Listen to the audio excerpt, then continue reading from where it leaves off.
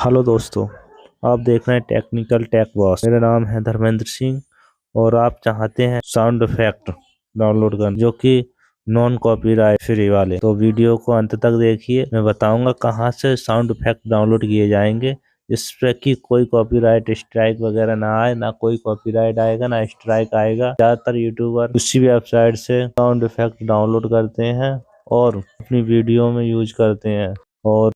और मैं भी उसी वेबसाइट से साउंड इफेक्ट डाउनलोड करके अपनी वीडियो में डाउनलोड करता हूं, जिससे कि आज तक मेरी वीडियो पे कोई कॉपीराइट स्ट्राइक वगैरह कहीं भी नहीं आया। पहली बात तो आप YouTube लाइब्रेरी से भी non copyright sound effect download कर सकते हैं, लेकिन अगर वहां आपके लिए अच्छे साउंड इफेक्ट नहीं नजर आ रहे हैं तो एक वेबसाइट है जहां से अपनी मनपसंद साउंड इफेक्ट डाउनलोड कर सकते हैं और अपनी वीडियो में यूज कर सकते हैं और कोई कॉपीराइट वगैरह नहीं आएगा। और चलते हैं तो फिर उसी वेबसाइट पर जहां से हम साउंड इफेक्ट डाउनलोड करेंगे। चलते हैं गूगल पर और सर्च करते हैं फिक्सावे। फिक्सावे वेबसाइट की पहली जो वेबसाइट है उस पर क्लिक करना है।